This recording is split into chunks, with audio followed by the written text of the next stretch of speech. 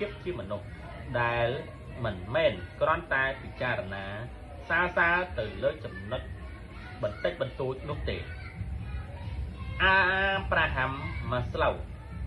1908 1907បានស្នើសង្ឃឹមថាស្នើឡើងថាមនុស្សយើងមានតម្រូវការចាំបាច់ជាច្រើនដំណាក់កាលនិងដែលចាប់ផ្ដើមពីដំណាក់កាលទាបបំផុតគឺតម្រូវការខាងផ្នែករាងកាយរហូតដល់ដំណាក់កាលទី5គឺបុគ្គលម្នាក់ការពេញលក្ខណៈ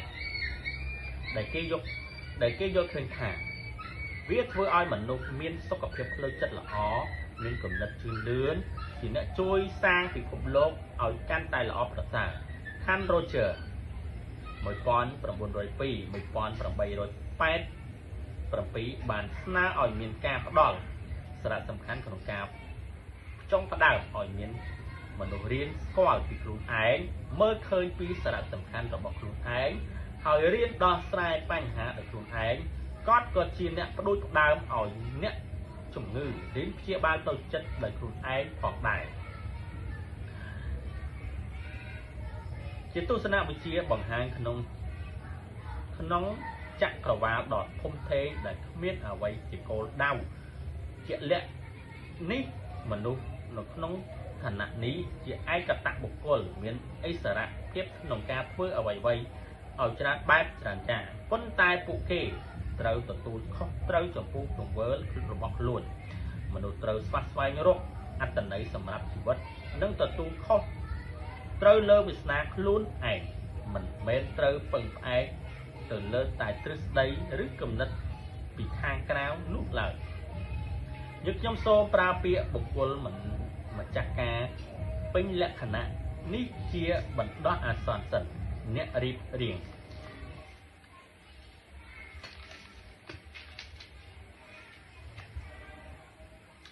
ខាន់ Roger Abraham Maslow Frank Pearl មានចំណែកក្នុងការបង្កើតការព្យាបាលផ្លូវចិត្តបែបដោយរួមក្រុមអ្នកចិត្តវិទ្យាបែប Gestalt យល់ឃើញថាខួរក្បាលរបស់មនុស្សយើងមិនមែនគ្រាន់តែទទួលព័ត៌មានពីខាងក្រៅស្ងាត់ស្ងៀមនោះទេហើយខួរក្បាលគឺជាអ្នករៀបចំចាត់ចែងប្រតិបត្តិការទៅលើព័ត៌មានទាំងអស់ដើម្បីវាយតម្លៃអំពីវាទ្រឹស្ដីពុទ្ធិនិងចិត្តវិទ្យានិងចិត្តសាស្ត្រវិជ្ជមាននៅក្នុងទសវត្សរ៍ឆ្នាំ1960ចិត្តវិទូក្រុមទ្រឹស្ដីពុទ្ធិបានប្រើវិធីសិក្សាស្រាវជ្រាវទៅតាមលក្ខណៈវិទ្យាសាស្ត្រដូចជាក្រុមចិត្តវិទូអាកប្បកិរិយាផងដែរតែគេងាកមកពិចារណាអំពីសំណួរដូចមុនថាតើទង្វើរបស់មនុស្សទទួលបញ្ញាពីខួរក្បាលយ៉ាងដូចម្តេចពួកគេយល់ឃើញថានៅចន្លោះ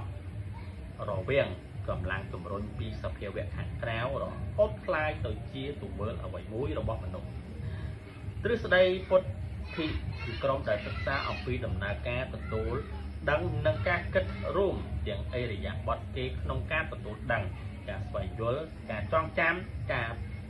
ផ្ដល់ហេតុផលការដុស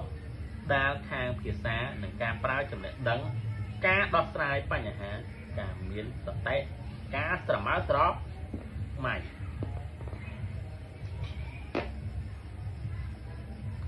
វាត្រូវមានប្រតិកម្មអ្វីម្យ៉ាងកើតឡើងក្នុងខួរក្បាលរបស់យើង